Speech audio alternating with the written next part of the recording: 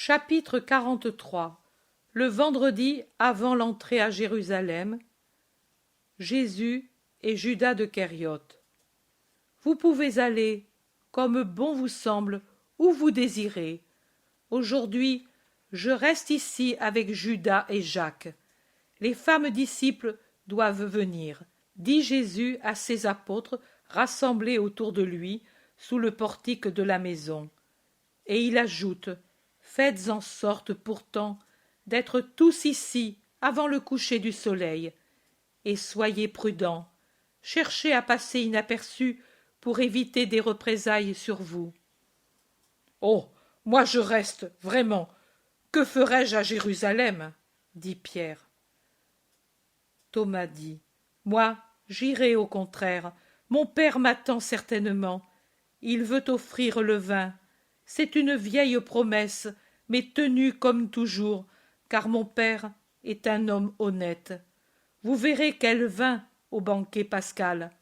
Les vignes de mon père à Rama, célèbres dans la zone. Les vins de Lazare sont excellents aussi. Je n'ai pas oublié le banquet des Ansénis, dit Matthieu, involontairement gourmand. Jacques de Zébédée dit: et alors, demain, plus que jamais, tu te rafraîchiras la mémoire, car je crois que demain Lazare commande un grand banquet. J'ai vu certains préparatifs. André demande: oui? Est-ce que d'autres viendront? Non, je l'ai demandé à Maximin, il m'a dit que non. Philippe dit: ah, autrement, j'aurais mis le vêtement neuf que mon épouse m'a envoyé. Moi je le ferai, je voulais le mettre pour la Pâque, mais je le mettrai demain. Nous serons sûrement plus tranquilles ici, demain que dans quelques jours, dit Barthélemy. Et il s'interrompt, pensif. Jean demande: moi, je m'habille à neuf pour l'entrée dans la ville? Et toi, maître? Moi aussi, je mettrai le vêtement teint de pourpre. Tu ressembleras à un roi, dit avec admiration le préféré qui le voit déjà, par la pensée, dans son vêtement splendide. L'Iscariote se vante: mais si je n'avais pas été là pour y penser, cette pourpre, c'est moi qui l'ai procurée, il y a des années. Vraiment? Oh, on n'y avait pas pensé. Le maître est toujours si humble. Trop. Maintenant c'est le moment qu'il soit roi. Assez attendu. S'il n'est pas un roi sur un trône, qu'au moins, à cause de sa dignité, il ait des vêtements conformes à son rang. Moi, je pense à tout. Tu as raison, Judas. Toi, tu es du monde. Nous sommes de pauvres pêcheurs, disent humblement ceux du lac. Et comme il arrive toujours dans la lumière du monde, dans la lumière fausse, crépusculaire du monde, le bas alliage de métal de Judas semble un métal plus noble que l'or grossier, mais pur, sincère, honnête, des cœurs galiléens. Jésus, qui parlait avec le zélote et avec les fils d'Alphée, se retourne et regarde l'Iscariote, et il regarde ces hommes honnêtes, si humbles et si mortifiés d'être si déficients en comparaison de Judas, et il hoche la tête sans parler. Mais voyant que l'Iscariote serre les lacets de ses sandales et ajuste son manteau comme s'il allait se mettre en route, il lui demande: où vas-tu? À la ville. J'ai dit que je te retiens avec Jacques. Ah, je croyais que tu parlais de Jude, ton frère. Alors, moi, je suis comme un prisonnier. Ah ah! Il a un mauvais rire. Béthanie n'a pas de chaînes ni de barreaux, je crois. Elle a seulement le désir de ton maître, et je serais heureux d'être son prisonnier, observe le zélote. Oh, bien sûr, je plaisantais. C'est que je voudrais avoir des nouvelles de ma mère. Certainement, les pèlerins de Kériote sont arrivés et... Non, dans 2 jours, nous serons tous à Jérusalem. Maintenant, tu restes ici, dit Jésus d'un ton autoritaire. Judas n'insiste pas. Il enlève son manteau en disant « Et alors, qui va à la ville? Il serait bien de connaître l'humeur des gens, ce que font les disciples.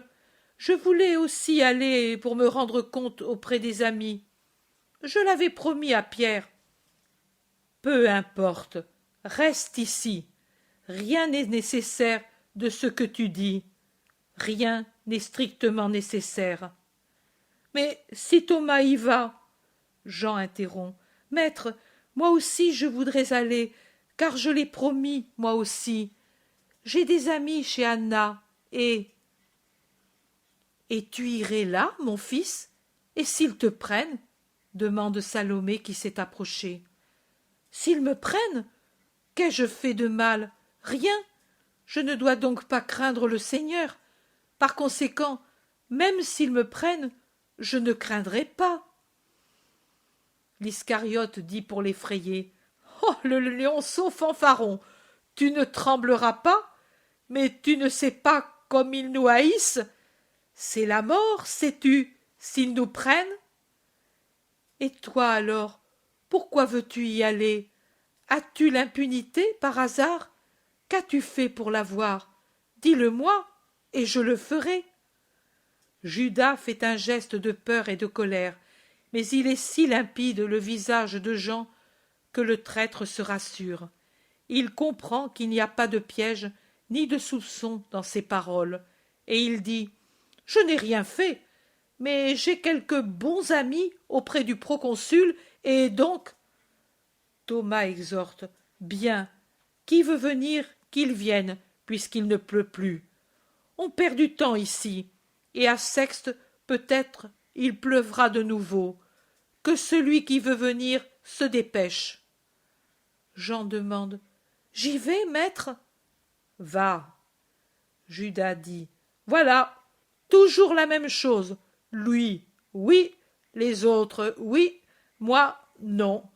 Toujours non. » « Je chercherai à avoir des nouvelles de ta mère, » dit Jean pour le calmer.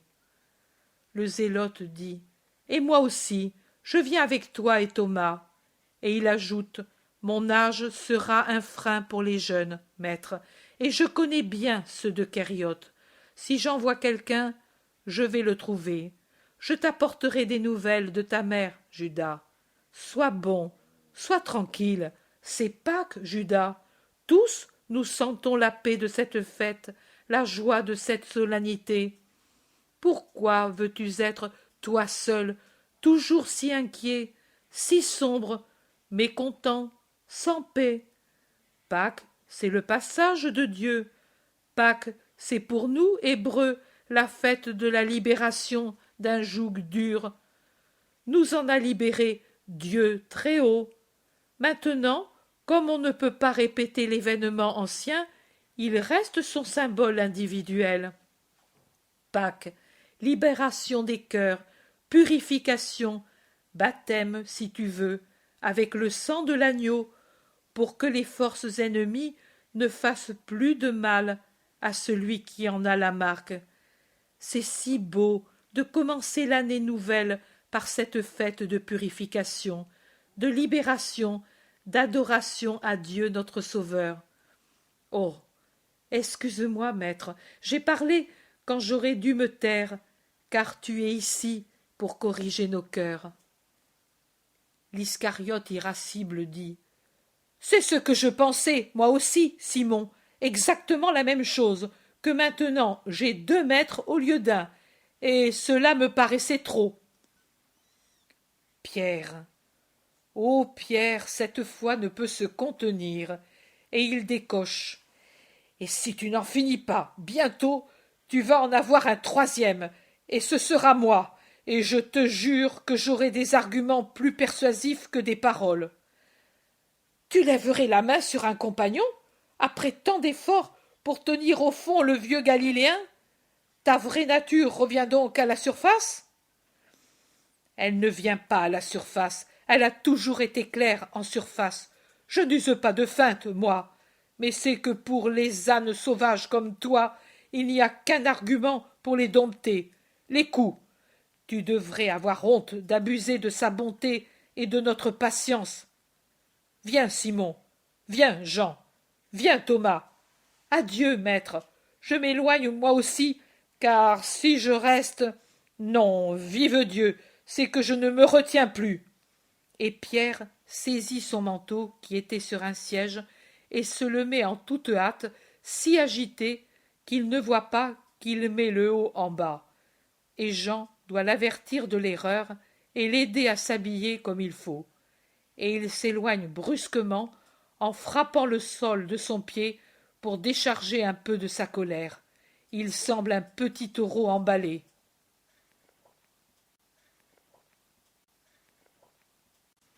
Les autres, oh les autres, sont comme des livres ouverts sur lesquels on peut lire ce qui est écrit. Barthélemy lève son visage effilé de vieillard vers le ciel encore orageux, et il semble étudier les vents pour ne pas avoir à étudier les visages trop affligés, celui du Christ, trop perfide, celui de l'Iscariote. Matthieu et Philippe regardent le Thaddée, dont les yeux, semblables à ceux de Jésus, brillent de colère, et une même pensée s'empare d'eux. Ils le prennent entre eux deux et le poussent dehors vers l'allée intérieure qui mène à la maison de Simon en lui disant « Ta mère avait besoin de nous pour ce travail. Viens toi aussi, Jacques de Zébédée. » Et ils entraînent aussi le fils de Salomé. André regarde Jacques d'Alphée et Jacques le regarde, deux visages qui reflètent la même souffrance contenue et qui, ne sachant que dire, se prennent par la main comme deux enfants et s'éloignent tristement. Des femmes disciples, il n'y a que Salomé, qui n'ose pas bouger ni parler, mais qui aussi ne sait pas se décider à s'éloigner, comme si elle voulait par sa présence freiner d'autres paroles de l'apôtre indigne. Heureusement, personne n'est présent de la famille de Lazare. Marie très sainte aussi est absente. Judas se voit seul avec Jésus et Salomé. Il ne veut pas être avec eux et il leur tourne le dos pour s'éloigner vers le pavillon des jasmins. Jésus le regarde partir, le surveille. Il voit qu'après avoir feint de s'asseoir dans le pavillon, Judas se glisse en douce au dehors par l'arrière et s'enfonce dans les haies de roses, de lauriers et de buis qui séparent le vrai jardin du terrain des aromates, là où sont les ruches. De là, on peut sortir par une des portes secondaires, ouvertes dans les murs du vaste jardin, un vrai parc qui, de deux côtés, se termine en haies très hautes, doubles comme une avenue, ouvertes çà et là sur des grilles qui donnent accès aux prés, aux champs, aux vergers et aux oliveraies, et aussi à la maison de Simon, qui continue le jardin dans les domaines, en les tenant à la fois unis et séparés. Sur les deux autres côtés, il a des murailles puissantes, ouvertes sur deux routes, une secondaire et une maîtresse, où débouche la première, qui, coupant Béthanie, continue vers Bethléem. Jésus se dresse autant qu'il peut et se déplace quand il le faut, et ses yeux flamboient quand il regarde ce que fait l'Iscariote. Marie Salomé les voit et se rend compte. Bien que sa petite taille l'empêche de voir, elle se rend compte de ce qui arrive vers la limite du parc, et elle murmure « Aie pitié de nous, Seigneur !» Jésus entend ce soupir et se tourne un instant pour la regarder, cette bonne et simple disciple. Elle avait bien pu avoir une pensée d'orgueil maternel quand elle demandait un poste d'honneur pour ses fils, mais au moins elle pouvait le faire, car ce sont de bons apôtres. Elle avait reçu humblement la réprimande du maître et ne s'en était pas offensée. Elle ne s'était pas éloignée de lui, mais au contraire, elle s'était rendue plus humble, plus empressée, près du maître qu'elle suit comme son ombre quand c'est possible, dont elle étudie les moindres expressions, afin de pouvoir, quand c'est possible, prévenir ses désirs et lui faire plaisir.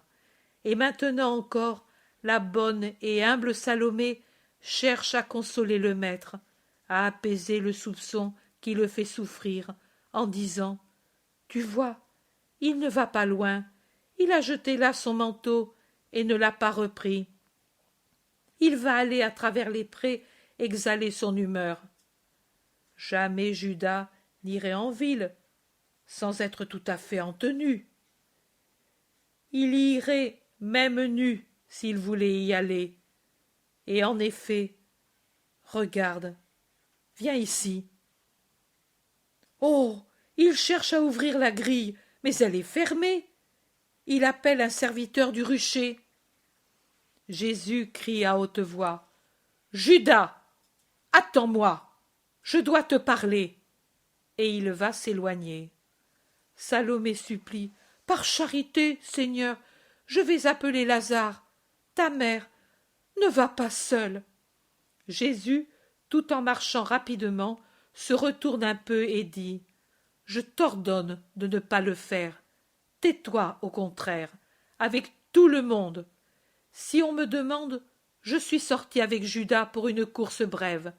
Si les femmes disciples viennent, qu'elles attendent, je ne tarderai pas. » Salomé ne réagit pas comme ne réagit pas l'Iscariote. L'une près de la maison, l'autre près de l'enceinte. Ils restent là où la volonté de Jésus les a arrêtés et le regardent.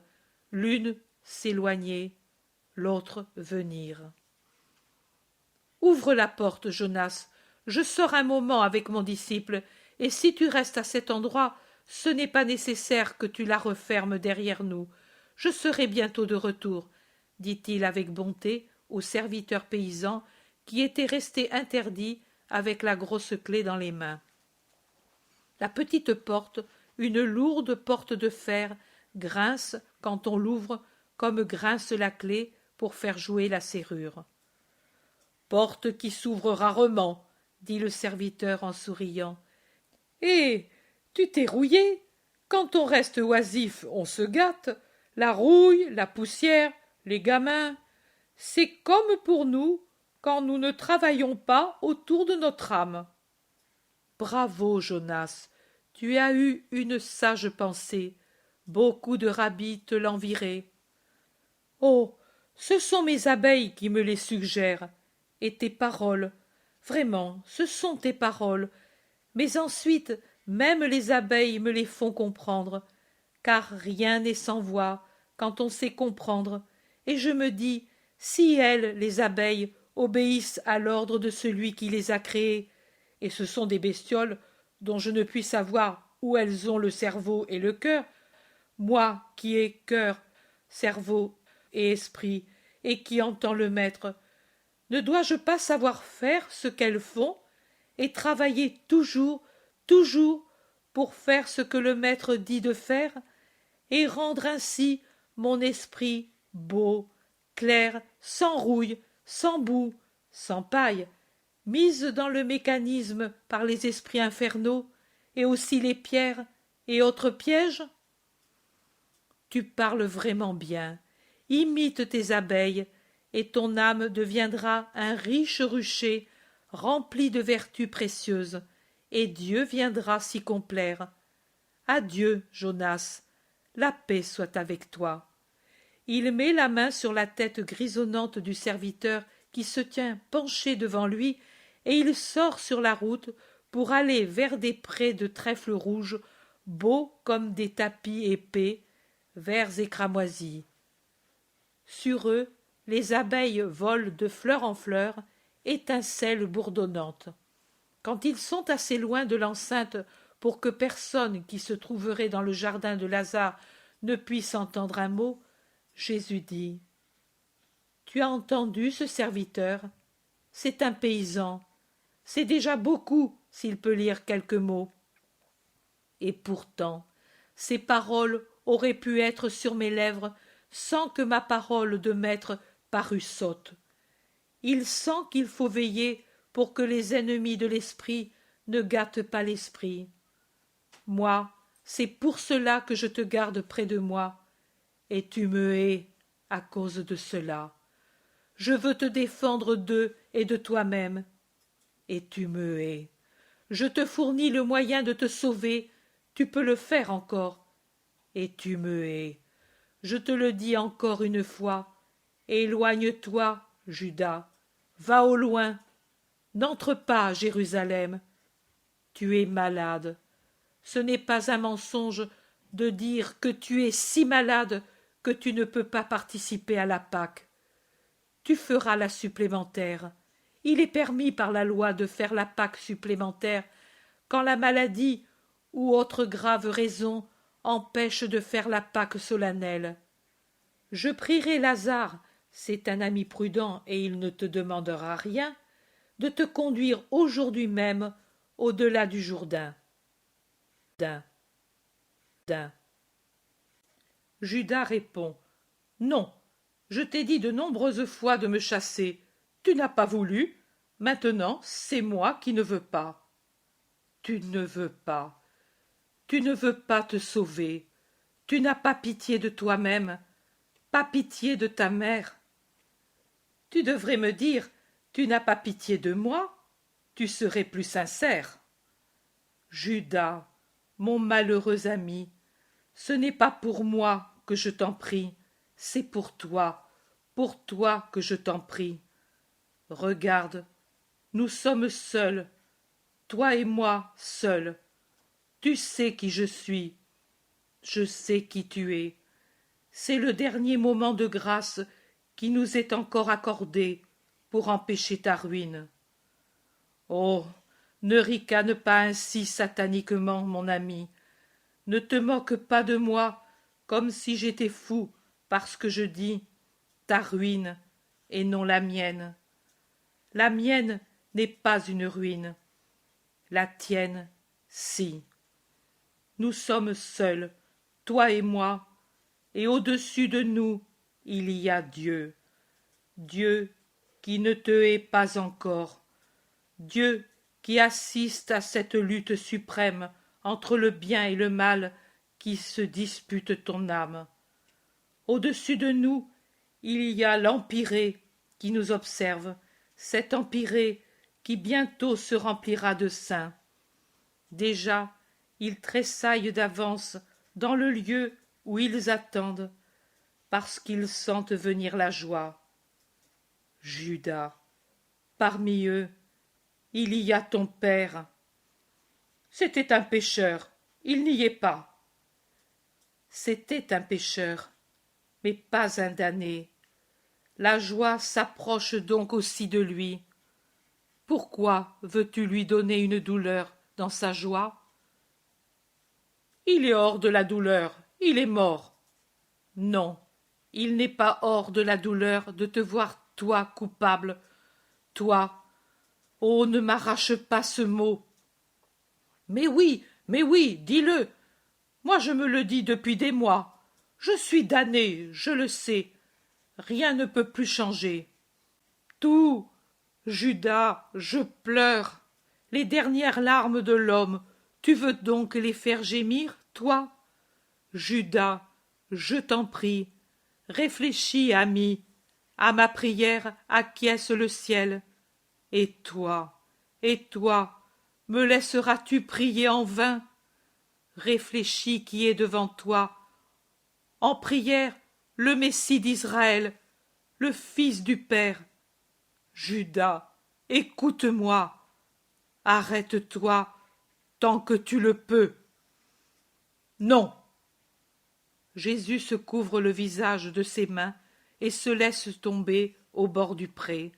Il pleure sans bruit, mais il pleure beaucoup. Ses épaules sursautent dans ses sanglots profonds. Judas le regarde là, à ses pieds, brisé, en larmes, et à cause de son désir de le sauver. Et il a un moment de pitié. Il dit, en déposant le ton dur de vrai démon qu'il avait avant: « Je ne puis aller. J'ai donné ma parole. » Jésus lève son visage déchiré pour l'interrompre. « À qui? À qui? À de pauvres hommes, et tu t'occupes d'eux, de leur paraître déshonorés? Et Ne t'étais-tu pas donné toi-même à moi depuis 3 ans? Et tu penses aux commentaires d'une poignée de malfaiteurs et non au jugement de Dieu? Oh, mais que dois-je faire, ô Père, pour ressusciter en lui la volonté de ne pas pécher? Il baisse de nouveau la tête, découragé, déchiré. Il semble déjà le Jésus souffrant de l'agonie du Gethsémani. Judas en a pitié, et il dit: Je reste, ne souffre pas ainsi. Je reste, aide-moi à rester, défends-moi. Toujours, toujours, pourvu que tu le veuilles. Viens, il n'est pas de faute à laquelle je ne compatisse et que je ne pardonne.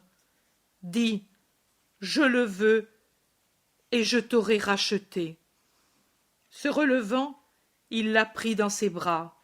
Mais si les pleurs de Jésus Dieu tombent dans les cheveux de Judas, la bouche de Judas reste fermée. Il ne dit pas la parole demandée. Il ne dit même pas pardon quand Jésus murmure dans ses cheveux: Tu vois si je t'aime.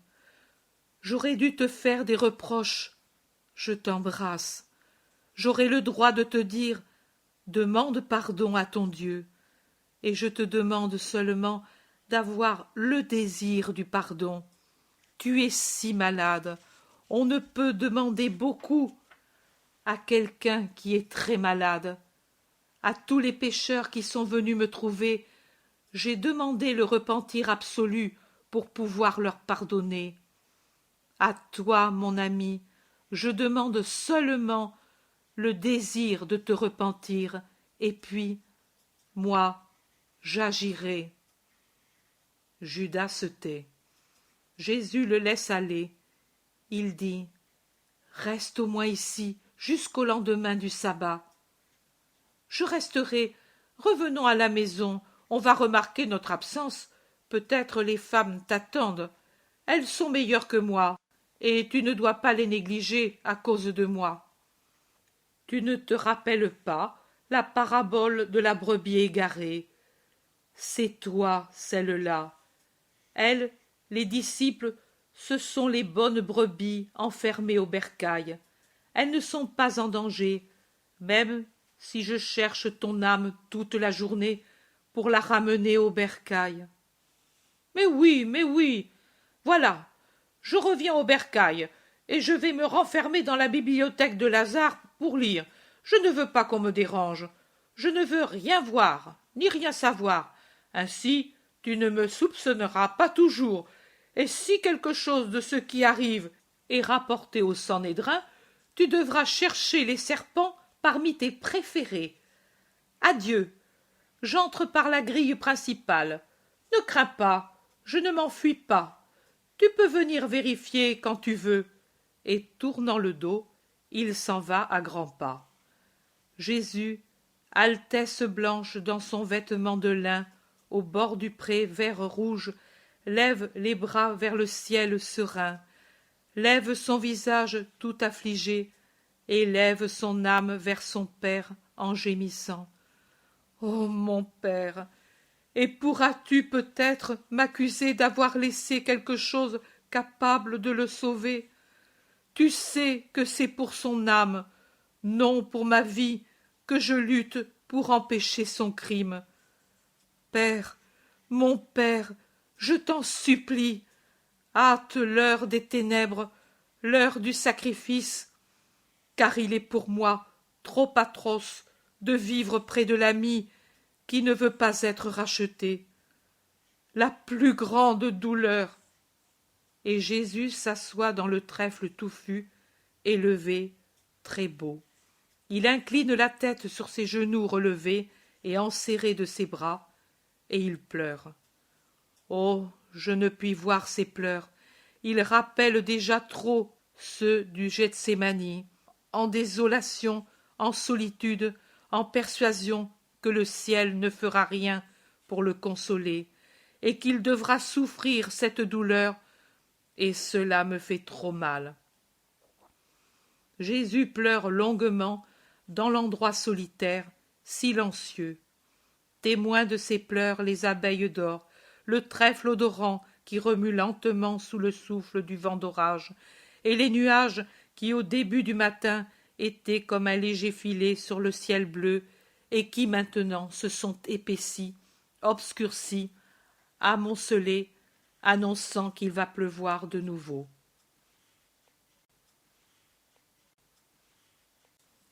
Jésus cesse de pleurer. Il lève la tête pour écouter. Un bruit de roues et de grelots arrive de la route principale, et puis le bruit des roues cesse, mais pas celui des grelots. Jésus dit: Allons, les disciples, elles sont fidèles. Mon Père, qu'il soit fait comme tu veux. Je t'offre le sacrifice de ce désir de sauveur et d'ami. C'est écrit. Lui l'a voulu. C'est vrai. Laisse-moi pourtant, ô mon Père, continuer mon travail pour lui, jusqu'à ce que tout soit fini. Et dès maintenant je te dis, Père, quand je prierai pour les pécheurs, victimes désormais impuissantes pour toute action directe, Père, toi prends ma souffrance et force par elle sur l'âme de Judas. Je sais que je te demande une chose que la justice ne peut accorder, mais c'est de toi que la miséricorde et l'amour sont venus, et tu les aimes, eux qui viennent de toi, et qui sont une seule chose avec toi, Dieu, un et trin, saint et béni. Je me donnerai moi-même à mes bien-aimés en nourriture et en boisson. Père, mon sang et ma chair devront donc être condamnation pour l'un d'eux. Père, aide-moi. Un germe de repentir en ce cœur. Père, pourquoi t'éloignes-tu? Tu t'éloignes déjà de ton Verbe qui prie. Père, c'est l'heure, je le sais. Que soit faite ta volonté bénie, mais laisse à ton Fils, à ton Christ, en qui, par un impénétrable décret, diminue à cette heure la vision assurée de l'avenir, et je ne te dis pas que de ta part c'est cruauté, mais pitié pour moi, laisse en moi l'espoir de le sauver encore. Ô mon Père, je le sais, je l'ai su depuis que je suis, je l'ai su depuis que non seulement Verbe, mais homme, je suis venu ici sur la terre. Je l'ai su depuis que j'ai rencontré l'homme dans le temple. Je l'ai toujours su. Mais maintenant, ô grande pitié de ta part, ô Père très saint, il me semble que ce soit un horrible rêve suscité par son comportement, mais que ce n'est pas inéluctable, et que je puisse espérer encore, toujours, car infinie est ma souffrance, et infini sera le sacrifice, et que je puisse, même pour lui, quelque chose. Ah, je délire. C'est l'homme qui veut avoir cet espoir, le Dieu qui est dans l'homme, le Dieu fait homme ne peut se faire d'illusions. Se dissipent les nuées légères qui me cachaient pour un moment l'abîme déjà ouvert pour prendre celui qui a préféré les ténèbres à la lumière. Pitié quand tu me le caches, pitié quand tu me le montres, maintenant que tu m'as réconforté. Oui, Père, même cela, tout, et je serai miséricorde jusqu'à la fin, car telle est mon essence. Il prie encore, d'une prière muette, les bras en croix, et son visage tourmenté s'apaise de plus en prenant un aspect de paix auguste. Il devient presque lumineux, d'une lumière de joie intérieure, bien qu'il n'y ait pas de sourire sur ses lèvres serrées.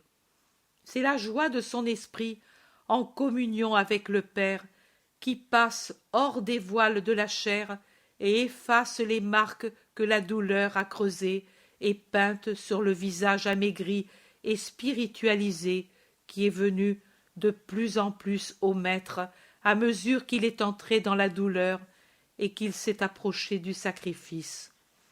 Ce n'est déjà plus un visage de la terre, le visage du Christ dans les derniers temps de sa vie mortelle. Et aucun artiste ne serait capable de nous donner, même si le Rédempteur se montrait à l'artiste, ce visage d'homme-dieu, dégagé avec une beauté surnaturelle par le ciseau de l'amour et de la douleur, parfait et complet. Jésus est de nouveau à la porte de l'enceinte.